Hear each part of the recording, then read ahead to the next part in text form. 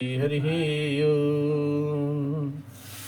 ॐ आपदामपहर्तारं दातारं सर्वसम्पदां लोकाभिरामं श्रीरामं भूयो भूयो नमाम्यहम्। श्रीं राघवेन्द्राय नमः। ॐ हरि ओम। श्रीमद् वाल्मीकि रामायणे बालकांडे षष्टितमः सर्गः 67वां सर्ग। आज की पावन कथा राघवेंद्र सरकार से राम जी के द्वारा धनुर्भंग तथा राजा जनक का विश्वामित्र जी की आज्ञा के अनुसार श्री दशरथ जी को बुलाने के लिए मंत्रियों को भेजना आज का पावन प्रसंग है धनुष भंग का। ओम हरि ओम। जनकस्य वचः श्रुत्वा विश्वामित्रो महामुनिः धनुर्धर्षये रामाय इति होवाच पार्थिवम्। जनक जी की यह बात सुन करके महामुनि विश्वामित्र जी बोले, हे राजन, आप श्री राम को अपना धनुष दिखाइए। ततः स राजा जनका सचिवान् व्याधिदेशः धनुरानीयताम दिव्यम गंधमाल्यानुलेपितम। तब राजा जनक जी ने मंत्रियों को आज्ञा दी है, चंदन और मालाओं से सुशोभित वह दिव्य धनुष यहाँ ले आओ। जनकेन समादिष्ट्वा सचिवाः प्राविशन्पुरम् तद्धनुः पुरतः कृत्वा निर्जगमुरमितौजसा। राजा जनक की आज्ञा पा करके वे अमित तेजस्वी मंत्री नगर में गए हैं और उस धनुष को आगे करके पुरी के बाहर निकले। नृणाम शतानि पंचाशद व्ययतानां महात्मनां मज्जस्सामष्टचक्रां तां समूहस्ते कथंचन। वे धनुष 8 पहियों वाली लोहे की बहुत बड़ी संदूक में रखा हुआ था। उसे मोटे ताजे 5000 महामनुष्यी वीर किसी तरह लेकर के वहां तक ला सके। तामादाय समुंजूषा मायसीं यत्र धनु तद्धनुः स्वरूपमं ते जनक मूर्छो नृप पतिमंत्रिणः। लोहे की वह संदूक जिसमें धनुष रखा हुआ था उसको ला करके उन मंत्रियों ने देवोपम राजा जनक जी से कहा, क्या इदं धनुर्वरं राजन् पूजितं सर्वराजभिः मिथिलाधिपः राजेन्द्रे दर्शनीयं यदि हे राजन मिथिलापति राजेंद्र, ये समस्त राजाओं द्वारा सम्मानित श्रेष्ठ धनुष है। यदि आप इन दोनों राजकुमारों को दिखाना चाहते हैं तो इन्हें दिखाइए। तेषां नृपो वचः श्रुत्वा कृताञ्जलिर्भाषते विश्वामित्रं महात्मानं ताउभौ राम लक्ष्मणौ। और उनकी बात को सुनकर के राजा जनक ने दोनों हाथ जोड़ करके महात्मा विश्वामित्र तथा दोनों भाई श्री राम और लक्ष्मण जी से कहा, क्या इदं धनुर्वरं ब्रह्मजनकैर्भू पूजितं राजभिश्च महावीरैर्शक्तैः पूरितं तदा। हे ब्रह्मन, यही वह श्रेष्ठ धनुष है जिसका जनक वंशी नरेशों ने सदा ही पूजन किया है तथा जो इसे उठाने में समर्थ ना हो सके उन महापराक्रमी नरेशों ने भी इसका पूर्व काल में सम्मान किया। नये तत्सुरगणाम सर्वेशासुरा चाराक्षसा गंधर्व यक्ष प्रवराः सा किन्नर महोरगाः। और इसे समस्त देवता, असुर, राक्षस, गंधर्व, बड़े बड़े यक्ष, किन्नर और महानाग भी नहीं चढ़ा सके। क्वे गतिर्मानुषाणाम चाधनुषो अस्य प्रपूर्णे आरोपणे समायोगे बेपेन तोलेने तथा। फिर इस धनुष को खींचने, चढ़ाने, इस पर बाण संधान करने और इसकी प्रत्यंचा का टंकार देने तथा इसे उठाकर इधर उधर लहराने के हिलाने में मनुष्यों की कहाँ शक्ति है।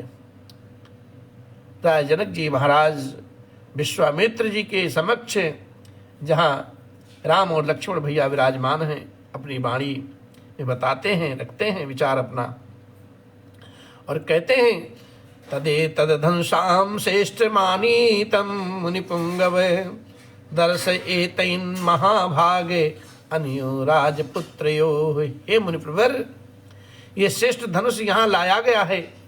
हे महाभाग, आप इसे इन दोनों राजकुमारों को दिखाइए।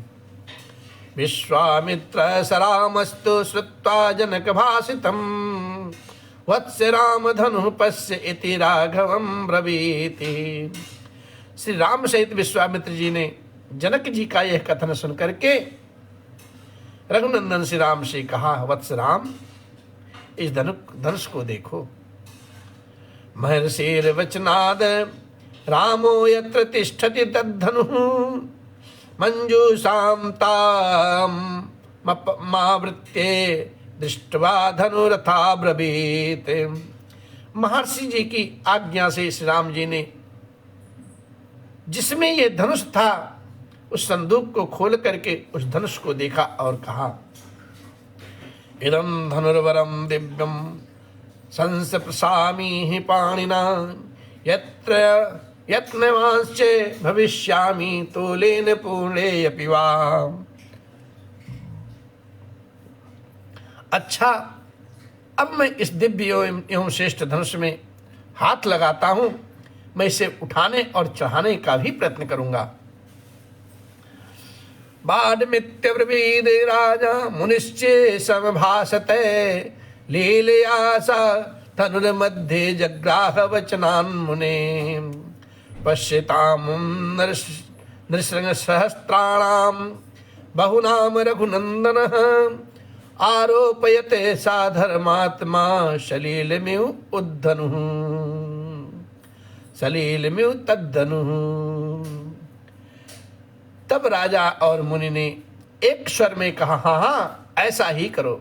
मुनि की आज्ञा से रघुनंदन धर्मात्मा श्री राम ने वह धनुष को बीच में पकड़कर लीला पूर्वक उठा लिया और खेल सा करते हुए उस पर प्रत्यंचा चढ़ा दी। उस समय कई हजार मनुष्यों की दृष्टि उन पर लगी थी। आरोपित्वा मौर्वीं चापूर्यामास तद्धनुः तदभंज धनुर्मध्ये नरश्रेष्ठ महायशाः। प्रत्यंचा चढ़ा करके महायशस्वी नरश्रेष्ठ श्री राम जी ने ज्यों ही उस धनुष को कान तक खींचा और त्यों ही वह धनुष बीच में ही टूट पड़ा। और तेछन राम मध्य धन तोरा भरे भुवन धन घोर कठोरा भरे भुवन धुनि घोर कठोरा। तेछन राम मध्य धन तोरा भरे भुवन धुनि वचन कठोरा भरे भुवन धुनि घोर कठोरा। और जैसे ही धनुष टूटा ततः शब्दो महानीशान्निधिर्धात समानिश्वनः भूमिकम्पन्नश्च सुमहान् पर्वतस्ते एव दीर्घयतः। और धनुष के टूटते समय उससे वज्रपात के समान बड़ी भारी आवाज हुई। ऐसा जान पड़ा कि मानो पर्वत फट पड़ा हो। उस समय महान भूकंप आ गया। निपेतश्चु नराः सर्वे तेन शब्देन मोहिताः वर्जित्वा मुनिवरं राजानम तो चा राघव। मुनिवर विश्वामित्र राजा जनक तारक कुलभूषण दोनों भाई श्री राम और लक्ष्मण को देख करके शेष जितने लोग वहां खड़े थे वे सब धनुष टूटने के उस भयंकर सबसे मूर्छित होकर के गिर पड़े, शून्य हो गए। प्रत्यास्वस्ते जन्ने तस्मिन् राजा विगत साध्वसः वाच प्रांजलिर्वाक्यम वाक्यज्ञो मुनिपुंगवम। थोड़ी देर में जब सबको चेतना आई, तब निर्भय हुए राजा जनक ने, जो बोलने में कुशल और वाक्य के मर्म को समझने वाले थे, हाथ जोड़ करके मुनिवर विश्वामित्र जी से कहा, भगवन दृष्ट वीर्यो ये मे रामो दशरात्मजा अत्यद्भुत मचिन्यत्यम अत्यद्भुत अचिन्यम चा अतर्किते मिदम मया। हे भगवान, मैंने दशरथ नंदन श्री राम जी का पराक्रम आज अपनी आंखों से देख लिया। महादेव जी के धनुष को चढ़ाना ये अत्यंत अद्भुत, अचिन्त्य और अतार्कित घटना है। जनकानां कुले कीर्ति महर्ष्यते ते सुता सीता भरतारमासाद्य रामम दशरथात्मजम। और मेरी पुत्री सीता दशरथ कुमार श्री राम को पति रूप में प्राप्त करके जनक वंशी की कीर्ति का विस्तार करेगी। जनक जी महाराज तो गदगद हो गए साहब। मम सत्या प्रतिज्ञा सा वीर शुक्लेति कौशिकी सीता प्राणैर बहुमता देया रामाय में सुता। कुशिक नंदन, मैंने सीता को वीर शुल्का पराक्रम रूपी शुल्क से भी प्राप्त होने वाली बता करके जो प्रतिज्ञा की थी, वह आज सत्य एवं सफल हो गई। सीता मेरे लिए प्राणों से भी प्यारी, प्राणों से भी बढ़कर है, और अपनी ये पुत्री मैं श्री राम को समर्पित करूंगा। भवतो अनुमते ब्रह्म शीघ्रं गच्छन्तु मंत्रिणः मम कौशिक भद्रं ते अयोध्यां त्वरितार्थये राजानं प्रसृतैर्वाक्यैरानन्यन्तु मे परं पुरं मम प्रधानं वीर शुल्कायाः कथयन्तु च सर्वशः।